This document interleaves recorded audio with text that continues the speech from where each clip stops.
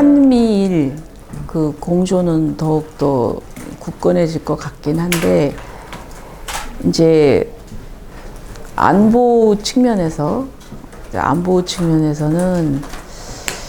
지금 북한을 어떻게 트럼프가 대처를 할 것인지. 그래서 이게 지난번에 그 트럼프가 싱가포르 그 회담에서도 사실은 우리가 이렇게 어떻게 긴밀하게 협조하고 한 것 같지는 않고, 그런 부분이 조금 우려가 되는 거죠. 우리 어떤 긴밀한 협조를 하면서 북한을 대하면 좋을 텐데, 또 북한은 북한대로 뭐라 그러나요? 우리를 통하지 않고 미국하고 직접 이제 그 접촉을 하려고 하는 그런 게 있지 않을까 하는 생각을 하고, 그래서 좀 그다음에 이제 방위비 분담 문제, 방위비 분담을 우리한테 지금 뭐 10조를 요구한다고 그랬던가요? 그래서 상당히 그 이전하고는 다른 우리한테 방위비 분담을 좀 더 그 비중을 높게 하는 그런 협상을 좀 우리한테 그런 부담을 요구를 하지 않을까 하는 그런 걱정이 되고, 경제 분야에 있어서는 아메리칸 퍼스트니까 지금 바이든하고 좀 정책을 달리해서 그 이주하는 기업한테 뭐 천문학적인 지금 보조금을 주고 있지 않습니까? 그런데 이제 그게 아니라 트럼프는 이제 관세 정책을 쓰겠다는 거죠. 그렇다고 보면은 이제 한미 FTA도 자기들한테 불리하다고 해가지고 지난번에 그 자기가 재직할 당시 한번 조정을 하지 않았습니까? 이제 그런 부분이 좀 걱정이 되는 거죠.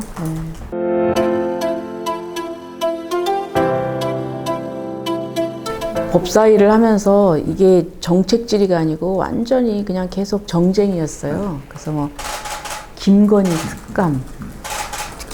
특검 뭐 이거였죠. 그다음에 명태균 뭐, 그래서 이 어떤 우리가 해야 될 국가의 그 여러 가지 분야의 일이 있지 않습니까? 그래서 국회에서 조금 더 그 우리가 관심을 가지고 관심을 집중을 해서 논의해야 될 그런 사항들이 다 묻혀버리는 거예요. 그냥 오로지 뭐 김건희, 윤석열, 뭐 탄핵 여기에 맞춰져 있는.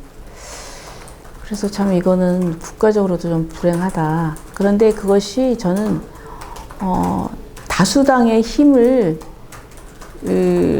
다수당의 그 의석을 무기 삼아서 그런 행보를 보이는데, 그 내막은 사실상 이 이재명 당대표의 사법 리스크 때문이다. 그래서 이번 달 25일 날 선고가 2건 예정돼 있지 않습니까? 그러다 보니까 이제 거기에 대한 국민의 관심을 좀 희석시키고, 그러기 위해서 이재명한테 가야 될 그런 국민적인 의혹의 관심을 자꾸 김건희한테 돌리고, 또 계속 그렇게 법사위의 피감기관은 누구냐면은 대법원, 법원, 법무부, 검찰 아닙니까? 그래서 계속 이재명을 수사한 검사를 탄핵하고, 계속 그런 식이어서 이거는 결국 사법부를 압박하는 것이다. 그리고 그 다음에 이제 이 국정기관, 감사 기간 동안에는 그렇게 해서 막 이슈를 삼고, 모든 게 다 그냥 거기에 초점이 맞춰져 있어요. 감사원의 경우에도 또 관저 의혹, 그거 뭐 회의록을 직접 봐야 되겠다 그러니 말거니, 그래서 안 되면은 고발하고. 근데 결국은 저는 그러면서 또 11월 달에는 장외 집회에 들어갔단 말이에요. 2일 날은 민주당에서 하고, 또 9일 날은 민노총에서 하고, 16일 날은 또 시민단체에서 한다는 거 아닙니까? 그렇게 해서 불을 지피면서 결국은 이제 사법부를 압박한다고 생각해요, 저는. 사법부를 압박한다. 그러니까 우리가 이렇게 지금 이렇게 이제 우리 힘을 보여줬으니까 법원에서 절대로 이재명한테 불리한 선고하지 말아라. 그런 그런 압박을 하는 것 같다는 생각이 듭니다. 그래서 참 이게 우리 헌정사에 다수당이라고 하면은 다수당은 이게 다수당으로서 뭔가 책임감도 있고 그렇게 해야 됨에도 불구하고 이제 그런 게 좀 그 정쟁에만 일삼고 오로지 이재명만을 위한 어떤 방탄 정당이 됐다. 그런 아쉬움이 있습니다.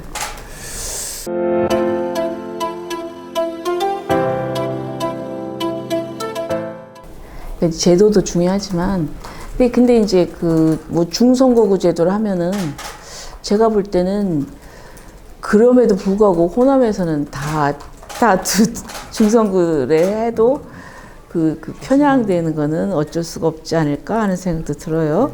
왜냐면 뭘 보면 아냐면은 그 기초의원을 보면 알잖아요. 기초의원 우리 국민의 힘이 설 자리가 있나요? 그 기초의원도 중선거구제입니다. 예, 예.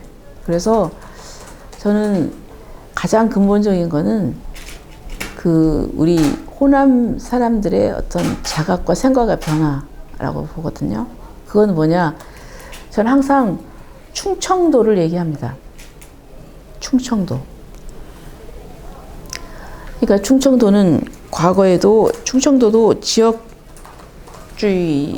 그러니까 지역 정당한테 올인을 했죠. 잔민연이라고. JP가 지역의 리더였었죠. 그런데 이제 이게 어느 순간에 좀 약화가 됐고 이 사람들이 이제 깨달은 거예요. 그러니까 이분들은 굉장히 전략적인 투표를 합니다. 지역을 위해서. 그래서 한 번은 이쪽, 한 번은 저쪽. 그러니까 이게 정치인들이 자기가 잘만 하면 표를 얻을 수 있다고 생각하니까 충청권에는 선물을 많이 줬어요. 정말 선물을 많이 줬습니다. 그래서 지금 충청권은 GRDP가 특히 우리 같이 연해에 있는 충남과 전북을 비교하면은 1년 GRDP가 충청권은 5,700만 원, 그 전라북도는 3,800만 원으로 제가 그렇게 기억하고 있거든요. 그리고 또 충청권은 많은 것을 가져갔어요. 그것이 그 행정수도입니다. 행정수도 지금 세종시. 그건 노무현 대통령 때 이제 계획된 거죠. 그래서 충청권의 마음을 사로잡기 위한 겁니다. 그래서 세종시가 만들어졌죠. 그 다음에 KTX 오송역입니다. 그 철도 경우에는요, 일직선으로 가야 되거든요. 그러면은 천안, 논산, 익산으로 쫙 일직선으로 가야 돼요. 근데 이게 오송으로 이렇게 갔다 하는 거예요. 그 이유가 뭐냐? 충청권을 의식해서 그렇게 꺾은 거예요. 충청권의 표를 얻기 위해서. 저는 그거는 호남 사람들은 그것 때문에 이유도 없이 오송 갔다가 가야 돼. 시간도 많이 들어. 비용도 좀 더 들어가. 근데 오송에 대해서 사람들이 처음에는 오송 말도 안 돼 했지만 이상하게 뭐 오송으로 추진하는 추진위원회가 만들어지고 아무튼 이상하게 이렇게 된 거예요. 그리고 거기 하는 사람들이 그때 산소통 메고 자살한다고 폭발한다고 폭사한다고 협박했거든요. 그래가지고 그렇게 된 거죠. 그래서 그런 걸 보면서 어쨌든 그 다음에 국회 분원도 지금 거기로 간다는 거 아니에요? 행정수도가 가니까. 그러니까 이게 너무나 이 정치의 독점이라고 하는 거는 그렇게 문제가 많은 거죠. 예. 그래서 지역을 위해서는 그러니까 이제 이 정치의 균형이 경제의 균형하고도 연결된다. 경제 발전을 위해서는 정치적으로 좀 균형 감각을 가지고 독점하면 안 된다. 이게 독점이라고 하는 것은 결코 좋은 게 아니에요. 독점이라고 하는 것은 거기에 안주하게 되고 그리고 이 소비자보다는 소비자한테 잘해줄 필요가 없잖아요. 독점을 했으니까. 그러니까 소비자도 피해지만은 이 기업도, 독점 기업도 기술 개발을 안 한단 말이에요. 거의 안주한단 말이에요. 그러면 인류 전체적으로는 손해인 거죠. 더 할 수 있는 에너지와 역량이 있는데, 더 발전할 수 있는데. 이 독점이라는 거는 그래서 오죽하면 미국에서는 엔티트러스트 액트가 있는 거예요. 인위적으로 독점을 막는 거예요. 몇 프로 이상은 안 돼요. 그래서 꼭 그 소수의 그 제2의 경쟁자를 보호를 해줍니다. 근데 우리 정치에서 이렇게 너무 정치적인 독점이라고 하는 것이 그 지역을 피폐하게 만드는 거예요. 그 대표적인 게 제가 호남이라고 생각을 하고, 그래서 이게 균형을 맞춰야 된다. 그래서 제가 이거 보세요. 여기 이게 다 그 뜻이 있는 거거든요. 새도 양 날개로 날아야 높이 널리 난다. 양 날개가 뭐예요?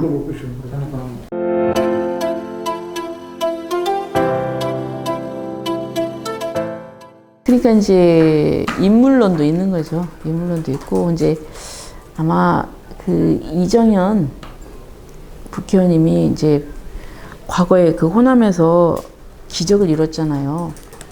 곡성에서 2번이나 이제 됐었죠. 예, 돼가지고 막 그랬는데, 그분이 또 지난번에 전남 도지사로 나와가지고 또 그 지역에서 엄청나게 많이 얻었어요. 근데 지난번 총선에서 나오셔가지고 별로 못 얻었거든요, 표를.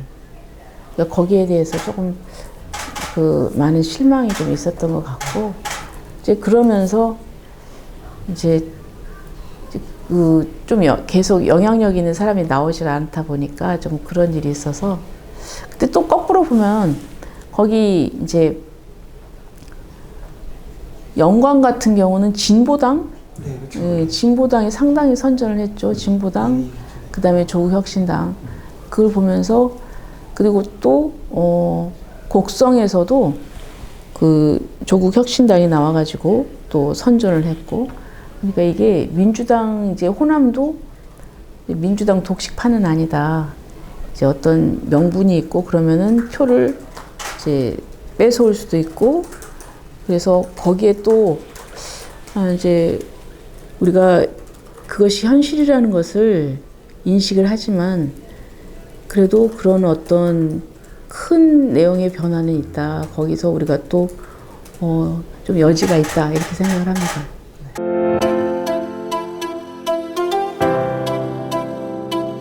호남에 있는 그 분들한테 제가 얘기를 들으면은 막 호남의 발전이 더디다. 호남이 이렇게 발전하지 못하느냐. 그러면서 그 원인을 자꾸 그 지금 이제 그 윤석열 정부한테 찾는 거예요.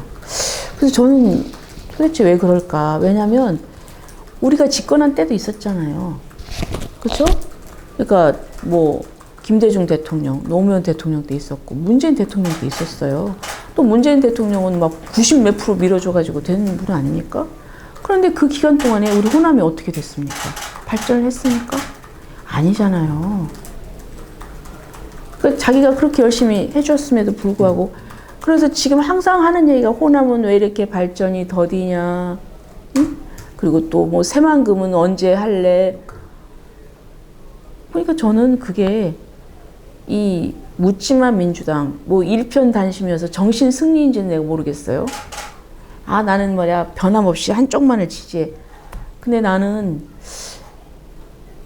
그것이 과연 좋은 것인가, 좀 건전한 비판도 하고 좀 합리적으로 잘못한 거 좀 잘못했고, 근데 그런 비판이 아니라 이거는 이제 내 편이면 무조건 뭘 해도 좋고 저쪽 편이면 옳은 일을 해도 절대 안 되고, 그런 진영 논리에 빠져가지고 이것이 저는 호남을 발전을 못하게 한다. 좀 객관적이고 냉정하고 좀 합리적으로 판단을 해서 그 좀 뭐랄까, 그래서 우리 그 발전을 위해서는 전략적인 투표를 하고, 그래서 여야가 균형 잡힌 그런 의원을 배출을 해야, 그래야만 우리도 지역도 발전할 수가 있다.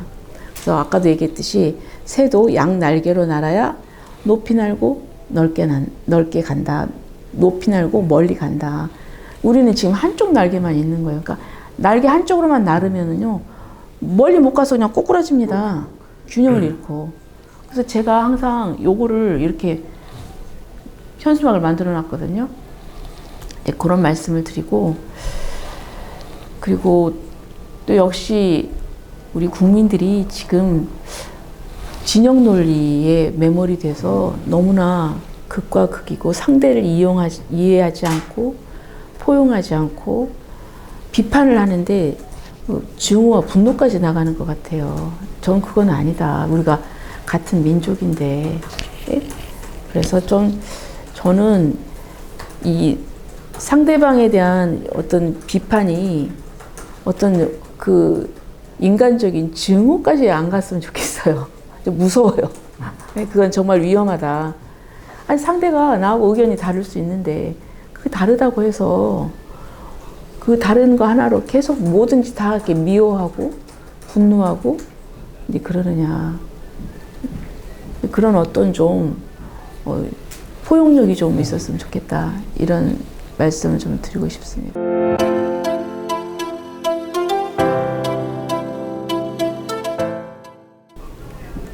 지금 이제 그 내용 자체가 저는 조금 더 들여다 봐야 될 것 같아요. 그래서 법적으로 하면은 지금 여태까지 나온 자료에 의하면 법적으로는 크게 문제될 것은 없어요. 근데 이제 국민들은 이 법적인 판단을 바라는 게 아니라 이 법적인 거 이전에 과연 이제 대통령께서 그런 사람 정치적으로 예, 정치적으로 봤을 때 조금 이렇게 부적정하다 이렇게 느끼시는 거죠. 그러니까 법적으로 봤을 때는 큰 문제는 없습니다.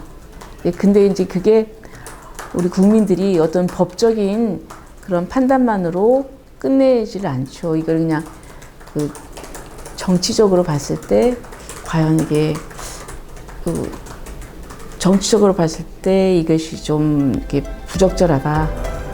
적절한 그런 거는 아니었죠.